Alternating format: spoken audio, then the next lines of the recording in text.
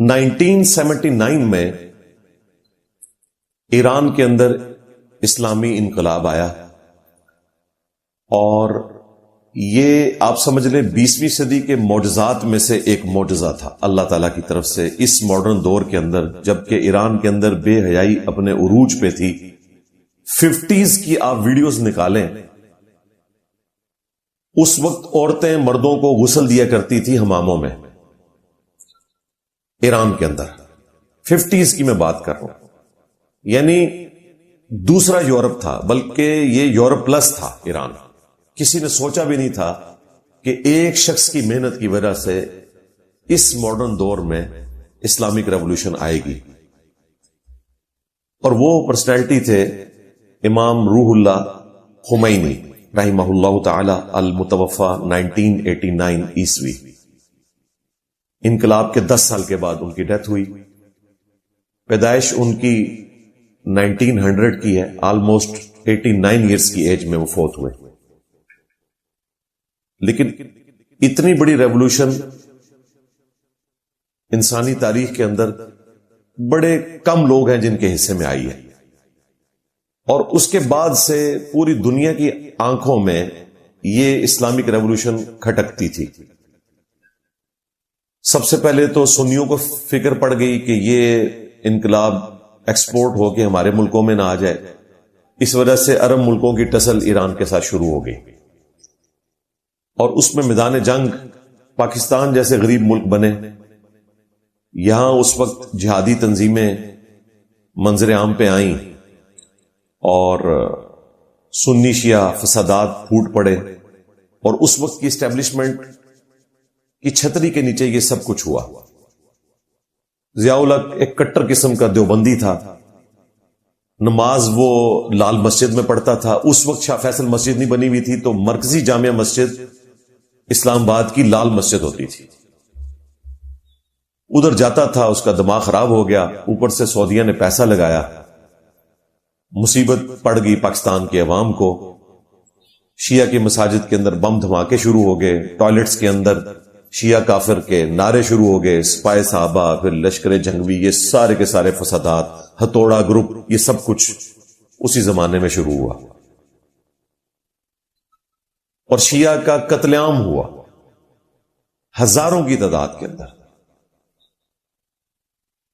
بہرحال یہ ایک تاریخ کا تلخ پہلو ہے پاکستان کے حوالے سے۔ میں آج کے پاکستان کی بات نہیں کر رہا، آج تو پاکستان نے شیعہ کو گود لے لیا، جس طرح کسی زمانے میں دیوبندیوں کو گود لیا تھا، پھر کچھ عرصہ کے لیے بریلویوں کو گود لیا خادم رضوی صاحب کی شکل میں، ان سے جان چھڑائی، تو اب ان کو سمجھ آئی کہ سب سے پیسفل کمیونٹی جو ہے وہ اہل تشیع کی، اور یہ بالکل ریالٹی ہے۔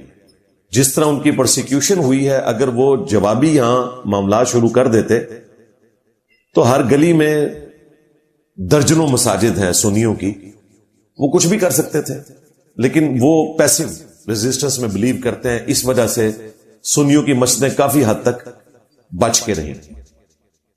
کچھ جذباتی لوگ ان میں بھی پیدا ہوئے، لیکن ان کو اپنی کمیونٹی سے کوئی ایسا پذیرائی نہیں ملی، اس لیے اللہ کا شکر ہے کہ یہ فساد اپنی موت مر گیا۔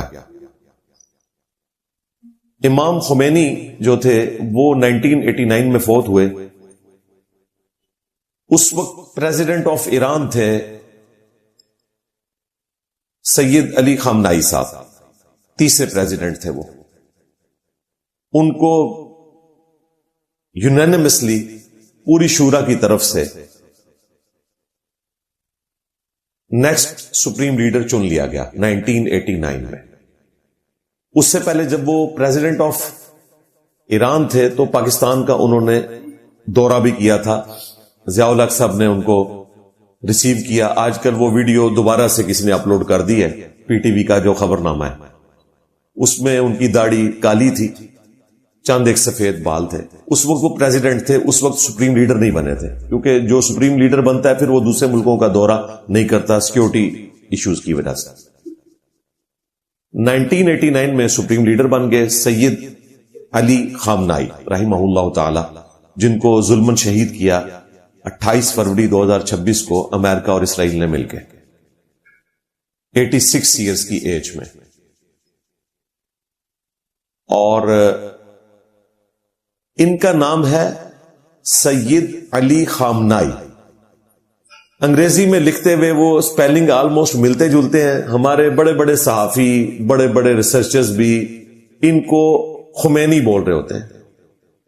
جو انقلاب لے کر آئے وہ سید روح اللہ خمینی تھے۔ روح اللہ ان کا نام تھا، سید تھے وہ، یہ بھی سید تھے۔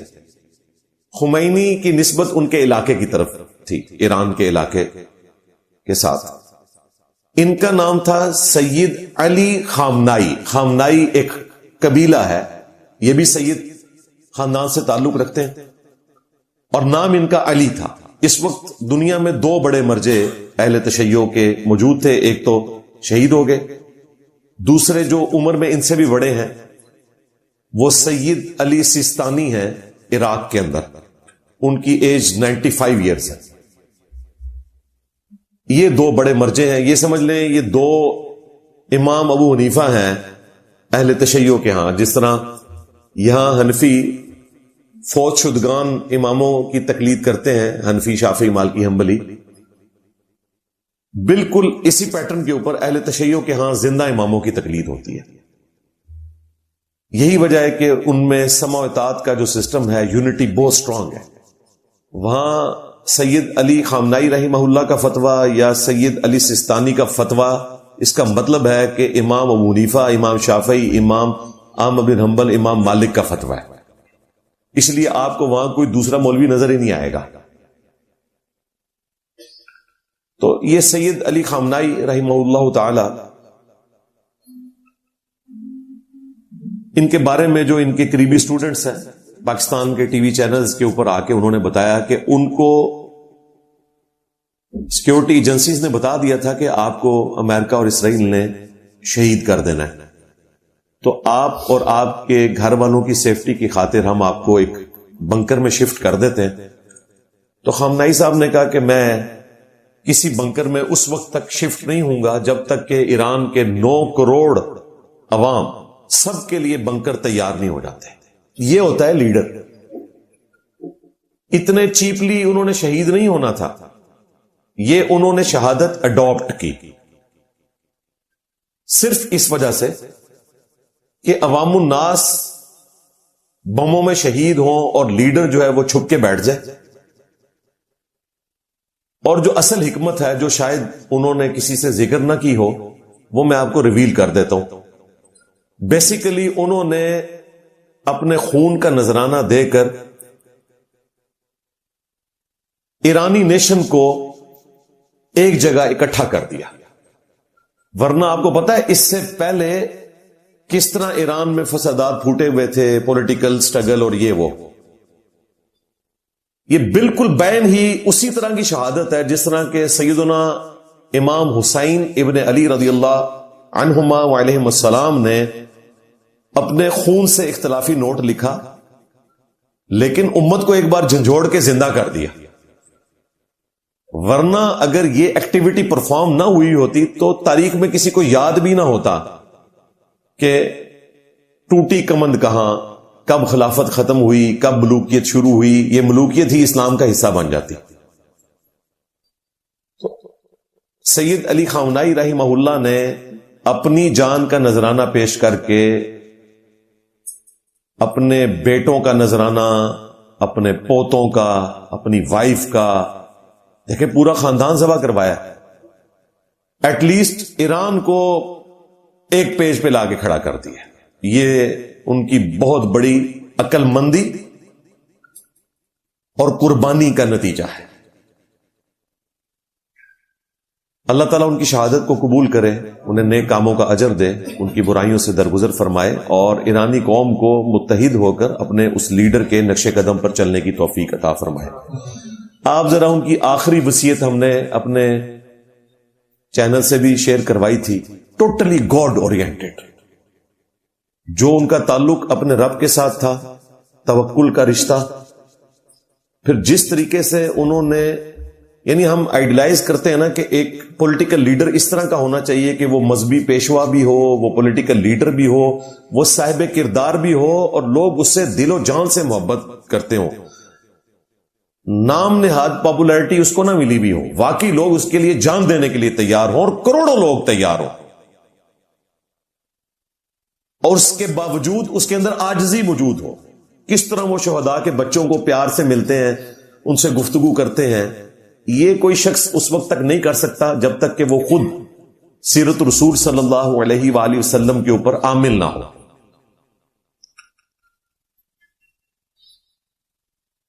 دوسری طرف اتحاد امت کے حوالے سے جو سید علی خامنائی رحمہ اللہ تعالی کی جو خدمات ہیں بڑی ایکسٹراڈنری ہے.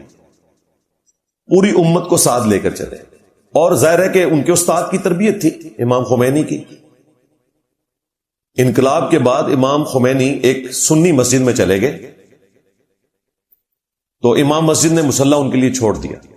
انہوں نے کہا نہیں، امامت آپ کروائیں گے، میں آپ کے پیچھے پڑھوں گا.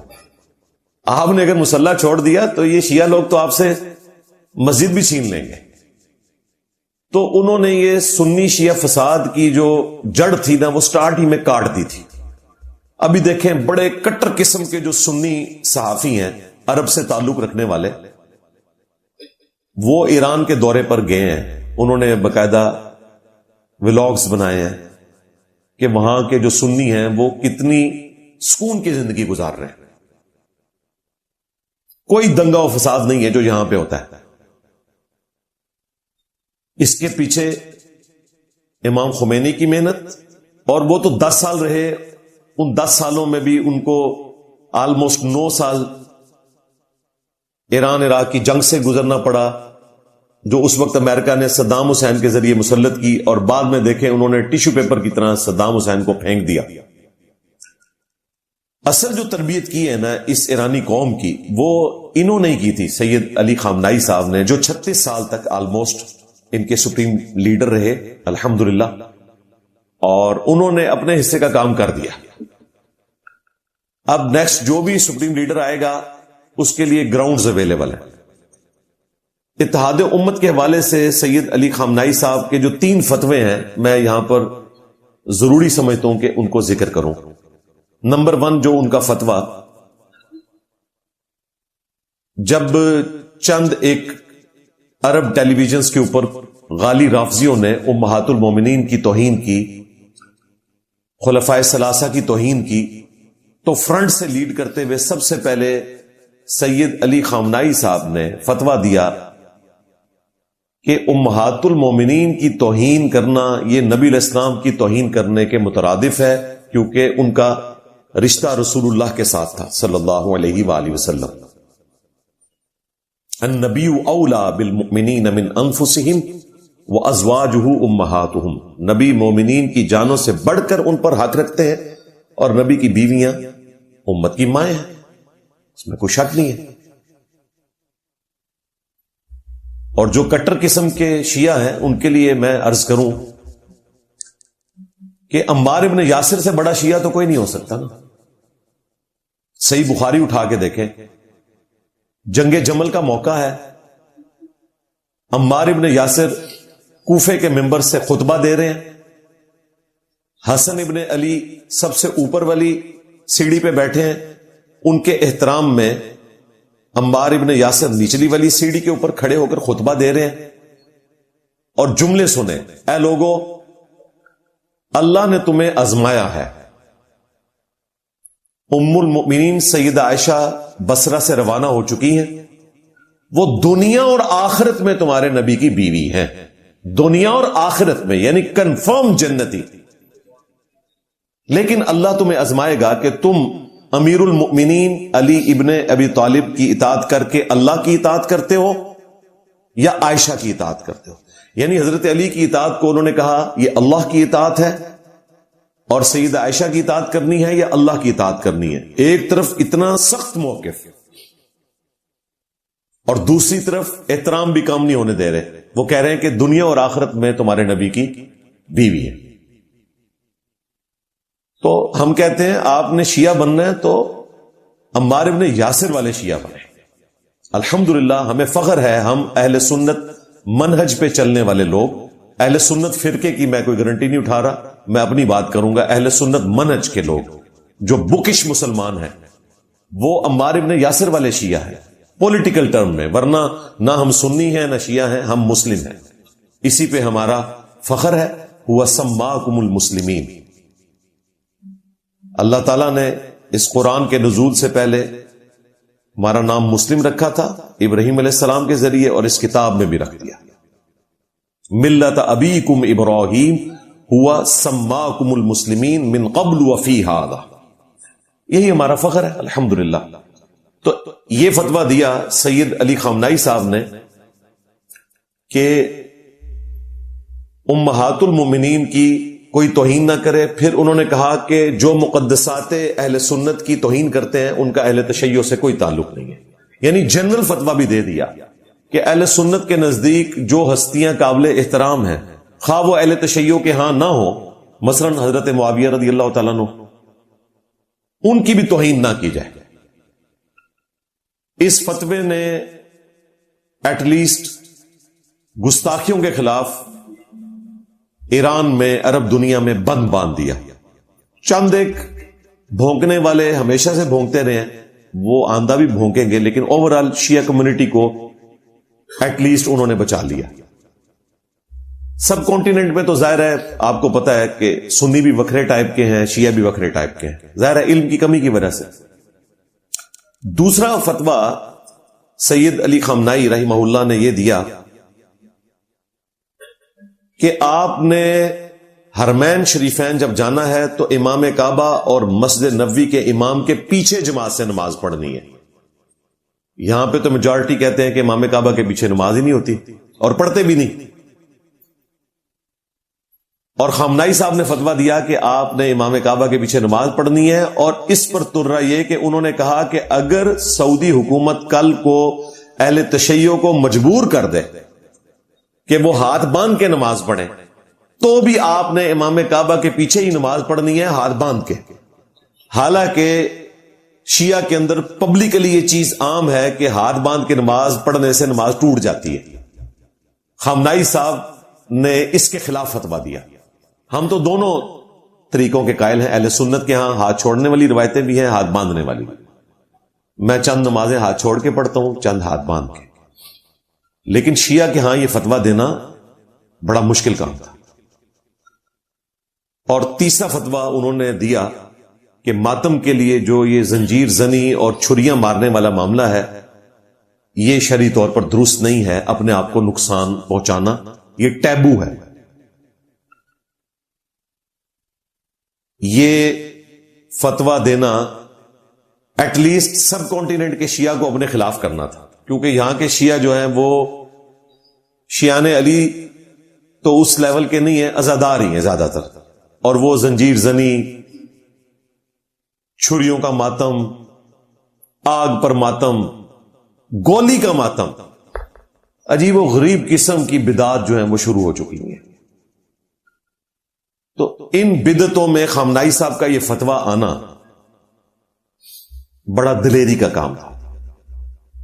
مجھے بتائیں اہل سنت میں آج تک کسی کی جرت ہوئی ہے کہ وہ فتویٰ دے دے کہ اہل تشیع کے پیچھے نماز پڑھنا درست ہے؟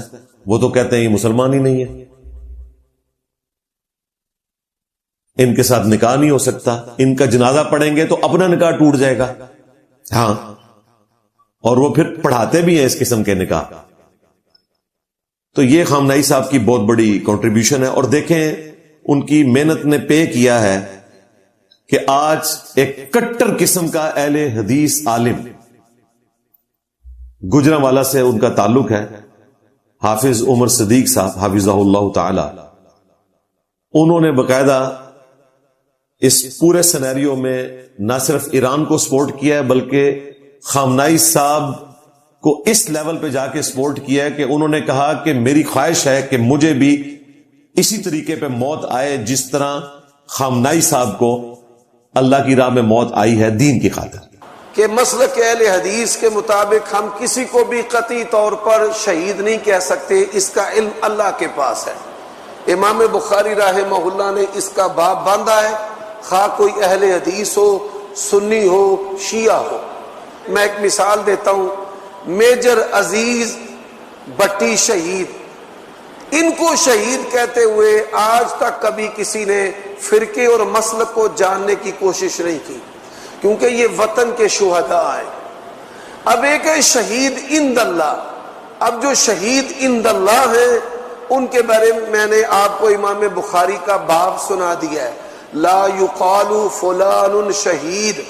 لیکن محمد عمر صدیق پسند کرتا ہے کہ جیسی موت اللہ تعالیٰ نے خامنائی صاحب کو دی ہے کہ وہ مسلمانوں اور سنیوں کی ہمدردی میں کافروں کے قتل کا شکار ہوئے ہیں, ان کا ہدف بنے ہیں, میں یہ موت اپنے لیے پسند کرتا ہوں. بہت بڑی بات ہے. اور ایک وہابی کی طرف سے, اہل حدیث کی طرف سے, اور بھی انہوں نے کافی خوبصورت گفتگو کی, ان کے چینل کے اوپر رکھی ہوئی ہے, وہ آپ ضرور سنیں. یہ الگ بات ہے کہ اس کے بعد ان کے ساتھ کیا ہوگی. اللہ سے ہم دعا کرتے ہیں کہ وہ اپنے ان باتوں کے اوپر ثابت قدم رہے, کیونکہ پہلے بھی ایک دو دفعہ انہوں نے وضو توڑ دیا اپنا, خصوصاً میرے کیس میں تو, حالانکہ انہیں سب کچھ کلیئر ہے. بہرحال پھر بھی اہل حدیث کے علماء نے اور ان کی کٹر پبلک نے ان کو گلے سے نہیں لگایا. بیچاروں کے جلسے بھی آلموسٹ اب ختم ہو چکے ہیں. انہوں نے کافی ادبی گالیاں نکالی مجھے, کسی طریقے سے ان کی ساکھ بحال ہو جائے. جس طرح کہ پنڈی کے ایک مفتی صاحب ہر جگہ مجھے کافی ڈکلیئر کرتے ہیں اپنی ساکھ بحال کروانے کی خاطر بریلویوں میں, لیکن بریلویوں نے ان کو ایکسیپٹنس نہیں دے دی. بریلویوں کے اوپر تو راج ہمارے ایکس مرشد باپا جانی کا ہے. ہاں, چونکہ وہ ان سے ٹکر لے چکے ہیں, وہ ان کی قبر تک معاملہ جائے گا. باپا جانی کی قبر تک نہیں, مفتی صاحب کی قبر تک. باپا جانی چلے بھی جائیں تب بھی مفتی صاحب کو بریلویوں نے اپنی مسجد میں گھسنے نہیں دینا, سوائے اکا دکا مسجدوں کے جہاں پہ ان کا زور نہیں. اوورآل تو لیڈرشپ ان کے ہاتھ میں. اسی طریقے سے آپ نے ایک ویڈیو وائرل دیکھی, کافی ہمارے دوست ہیں حافظ زبیر صاحب حافظہ اللہ تعالی, گجرانوالہ سے تعلق ہے. انہوں نے باقاعدہ غائبانہ نماز جنازہ پڑھایا خامنائی صاحب کا, اور پورے اہل حدیث والے طریقے پہ. ہمارے نزدیک تو دونوں طریقے ثابت ہیں, بلند آواز سے بھی اور سرن پڑھنا بھی ثابت ہے. بہرحال رفع الیدین آپ نے ہر تکبیر کے ساتھ کرنا ہے. تو انہوں نے بالکل اسی سٹائل میں نماز جنازہ پڑھایا غائبانہ, جس طرح کے ہماری جہادی تنظیمیں مجاہدین کا پڑھایا کرتی تھی.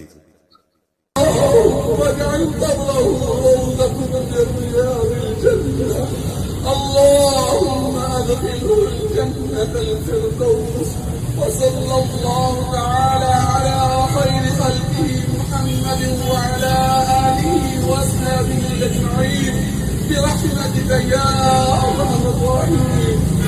الله أكبر. السلام عليكم ورحمة الله. السلام عليكم ورحمة الله. اور اس میں کریڈٹ دوں گا جماعت اسلامی کو, کیونکہ ان کے پلیٹ فارم سے یہ ساری ایکٹیویٹی مینج کی گئی. پچھلی اتوار کو انہوں نے یہی ہماری اکیڈمی میں افطار بھی ہمارے ساتھ کی تھی, حافظ زبیر صاحب نے, اللہ تعالیٰ ان کو جزائے خیر دے. تو مجھے کل ہمارے ایک اکیڈمی کے ممبر نے دکھائی ویڈیو, تو مجھے بڑی خوشی ہوئی. میں نے کہا یار بڑی دلیری دکھائی ہے, اور اس دلیری میں تھوڑا سا ہمارا حصہ بھی ہے الحمدللہ. تو اللہ کا شکر ہے کہ تبدیلی آ چکی ہے, یہ ہے تبدیلی. تو سید علی خامنائی صاحب کی شہادت نے نہ صرف ایران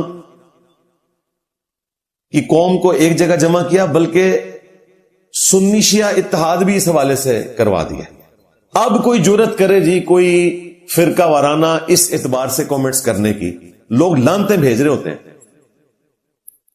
ایون جو لوگ اس وقت عرب ملکوں کے حق میں بھی بات کرتے ہیں نا, ان کے نیچے بھی پوسٹوں کے اوپر لوگوں نے لعنت کی ہوتی ہے کہ ٹھیک ہے تم عرب کے حق میں بات کرو, لیکن ایٹ لیسٹ امریکہ اور اسرائیل نے جو ایران کے ساتھ ظلم کیا اور عرب ملک جو ہیں اس کے اعلی کار بنے, اس کی مذمت بھی تو کرو. ہمیں تو دکھ ہے عرب میں بھی جو لوگ عام مسلمان شہید ہوئے یا عرب ملکوں کا نقصان ہوا، ہمیں دکھ ہے کہ کس طرح ہمارا دشمن ہمیں آپس میں لڑاتا ہے اور بینیفٹس حاصل کرتا ہے. پہلے ان کا تیل نچوڑتا رہا، بلکہ سمجھ لیں خون ہی نچوڑتا رہا، اور اب جب ڈیفنس کی باری آئی تو ان کو اس طرح نہتا چھوڑ کے یہاں سے چلا گیا. دیوبندیوں میں جو تکفیری گروپ ہے، جنہوں نے ضیاء الحق ڈکٹیٹر کے زمانے میں حق نواز جھنگوی کی قیادت میں نان اسٹیٹ ایکٹر تنظیمیں بنائی اور شیعہ کا قتل عام کیا، اب وہ دوبارہ سے سرگرم ہوئے ہیں. پوری زندگی انہوں نے چورن بیچا شیعہ کافر کا، ٹوائلٹس میں نعرے لکھے شیعہ کافر. شرم بھی نہیں آئی کہ یہ قرآن کا لفظ تھا، وَإِنَّ مِن شِيعَتِهِ لَإِبْرَاهِيمَ، اور بے شک نوح کے شیعہ میں ابراہیم بھی تھے، یعنی تمام انبیاء ایک گروہ سے تعلق رکھتے ہیں. شیعہ قرآن کا ورڈ تھا، ٹوائلٹ میں لکھا. آج بھی پاکستان میں کئی مساجد ہیں جن کے ٹوائلٹس میں شیعہ کافر لکھا ہوا، ٹوائلٹ کے اندر. یہ چورن بیچتے رہے، اس کی آپ تقریریں سنیں، وہ بندہ آپ کو اب نارمل نظر آئے گا، جس طرح وہ گلے پھاڑ پھاڑ کے تقریر کرتا ہے. آج کل کے آپ گلے پھاڑنے والے سارے مولوی بھول جائیں گے، یہ شاید انہی کی جائز روحانی اولاد ہے. اس کی آپ تقریریں دیکھیں. اس نے آغاز کیا تھا بریلویوں کے خلاف ایک تنظیم بنا کے، لیکن بریلویوں نے شروع ہی میں اس کو فارغ کر دیا. مناظرہ جھنگ ہوا گستاخانہ عبارتوں کے اوپر. ایک بہت بڑے مناظر تھے بریلویوں کے، اشرف سیالوی صاحب. میں نے کافی تقریریں ان کی بچپن میں سنی ہوئی ہیں. مناظرہ جھنگ جو ہے وہ آپ کو کیسٹس میں بھی مل جائے گا، اب شاید آڈیو میں کسی نے یوٹیوب پہ چڑھا دیا ہو کتابی شکل میں. وہ دیوبند اور بریلویوں کا مناظرہ ہوا تھا گستاخانہ عبارتوں کے اوپر. اس میں حق نواز جھنگوی کو اس نے ذلیل کر کے رکھ دیا اشرف سیالوی نے. پھر دیوبندیوں نے یہ کنکلوڈ کر دیا کہ بریلویوں کے ساتھ تو ہم سینگ پھنسا ہی نہیں سکتے، کیونکہ ہمارے بابوں نے اتنا بڑا کام ڈالا ہوا ہے کہ ان کو ڈیفینڈ کرتے کرتے ہم ذلیل ہو جائیں گے، تو ہم کوئی اور مخالف جماعت ڈھونڈتے ہیں. تو وہاں ایران میں انقلاب آ چکا ہوا تھا، یہاں پہ پراکسی کے لیے بندے ہائر کرنے تھے. اس وقت کی اسٹیبلشمنٹ نے سعودیہ کے کہنے کے اوپر، تو یہ مفت کے تو نہیں کہنا چاہیے، پیسے کے اوپر ہی سب کچھ کیا انہوں نے.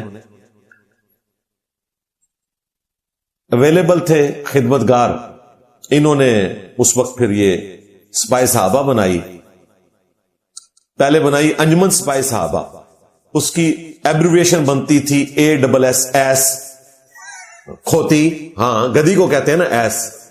پھر ان کو کسی نے مت دی کہ یہ تو کھوتی بنتا رہے، مطلب تو چینج کرو. پھر انہوں نے رکھا سپاہی صحابہ پاکستان، SSP. پہلے اس کا نام تھا ASS. مولوی دی تو پتہ عقل بھی پوری جی ہوندی ہے نا، تو ایک کھوتی تو پھر SSP بن گیا، یعنی ایس سے SSP، سپاہی صحابہ پاکستان.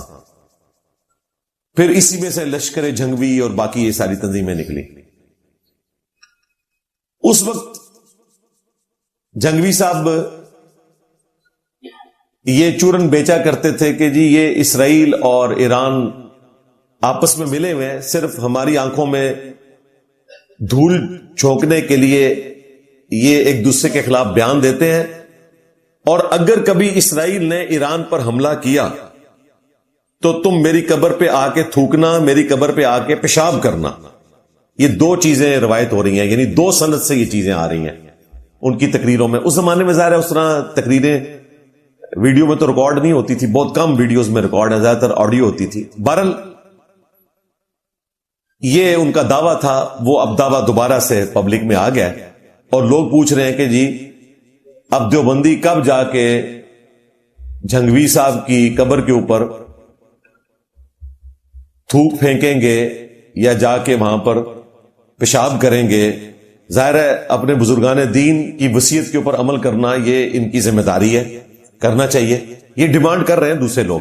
ہمارے نزدیک تو یہ ان کا دعویٰ کرنا ہی غلط تھا. اس طریقے سے قبر کی توہین کرنا کسی نان مسلم کی بھی وہ غلط ہے، چاہے جائے کہ وہ اپنی قبر کے بارے میں اس طرح کی کوئی وصیت کر کے جاتے ہیں.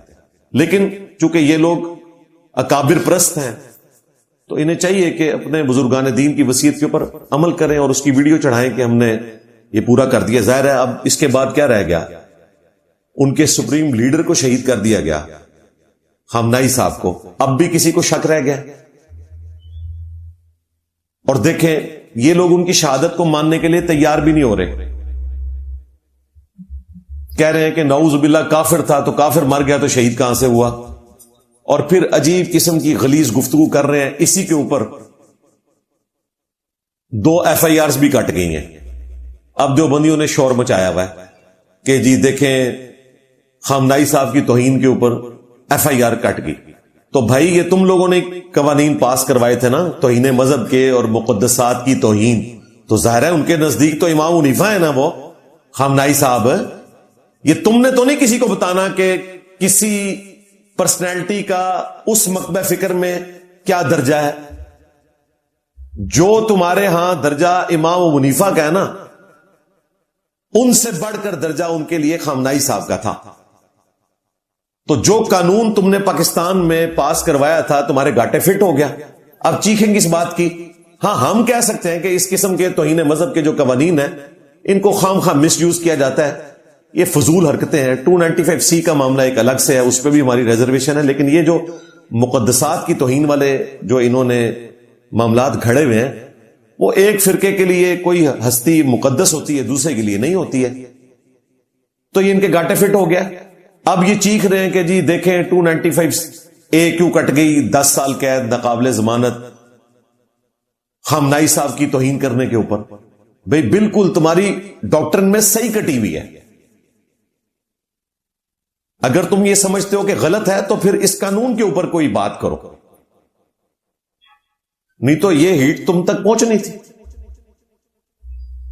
اب یہ بھگتنا پڑے گا ان کو. ہمارے نزدیک تو صرف علمی اختلاف ہونا چاہیے اور لوگوں کی اصلاح کی کوشش کرنی چاہیے. میں تو اس قسم کی کسی FIR کو کبھی سپورٹ کرنے کے لیے تیار نہیں ہوں گا. لیکن چونکہ ان کی خواہش تھی کہ توہین مذہب کے قوانین کو اس طرح یوز کیا جائے تو ٹھیک ہے، ان کے گھر تک آگ پہنچ گئی ہے. لو سامو مبارک جے، ٹھیک ہو تھوڑے نال. اچھا اب گیلا کر رہے ہیں کہ جی دیکھیں اسٹیٹ نے ایک فرقے کو گود لے لیا. یہ وہی گیلا شکوہ ہے جو ہماری پولیٹیکل جماعتیں کرتی ہیں. ایک جماعت کو اسٹیبلشمنٹ گود لیتی ہے تو دوسری کہتی ہے ووٹ کو عزت دو. تھوڑی دیر بعد وہ ووٹ کی عزت ختم کر کے گود میں آ جاتے ہیں. تو جو پہلے سیم پیج پہ گود میں بیٹھے ہوئے ہوتے ہیں وہ کہتے ہیں ہم آئین کے تحفظ کے لیے اب موومنٹ چلائیں گے. سب تماشا لگا ہوا ہے. ادھر بھی دیکھ لیں مولویوں کا بھی یہی چکر ہے. جب دیوبندیوں کو گود لیا ہوا تھا ہماری اسٹیبلشمنٹ نے ضیاء الحق ڈکٹیٹر کے زمانے میں اور شیعہ کا قتل عام ہو رہا تھا، اس وقت تم لوگوں کو خیال نہیں آیا؟ اس کے بعد جب بریلویوں کو گود لیا خادم رضوی صاحب کی شکل میں، جس کا سب سے بڑا وکٹم میں بنوں، جتنی دفعہ مرڈر اٹیمپٹس ہوئی ہیں انہی کے موٹیویٹڈ لوگ تھے، اس وقت تم لوگوں کو خیال نہیں آیا کہ اسٹیبلشمنٹ نے ان کو گود لیا ہوا ہے؟ اب ان کو اتار کے شیعہ کی بھی تو باری آنی تھی نا بھائی. شیعہ کی باری اس لیے آ گئی کہ اب ہماری اسٹیبلشمنٹ کا جو نیریٹو ہے وہ وہی ہے جو اہل تشیع کا پہلے دن سے تھا. کو ایگزسٹ کریں، اصل عوام الناس کے ہاتھ میں نہ دیں، علمی اختلاف ہونا چاہیے. اب اتنی ذلت اور خاری کاٹنے کے بعد حضرت FATF کی برکت سے، حضرت IMF کی برکت سے ہماری ریاست کو سمجھ آیا کہ بھئی یہاں ہم نے جہادی تنظیموں کو نہیں پالنا کیونکہ یہ ایک دوسرے کا گلا ہی کاٹتے ہیں. اور پاکستان کو انہوں نے توہین مذہب کے نام کے اوپر، دین کے نام کے اوپر جہنم بنا کے رکھ دیا. تو اب ان کے لیے سب سے زیادہ سوٹیبل اگر کوئی مکتبہ فکر تھا تو اہل تشیع کا تھا. اس لیے اب اسٹیٹ کو خیال آیا کہ ہم نے ان کے ساتھ بھی حسن سلوک کا معاملہ کرنا ہے.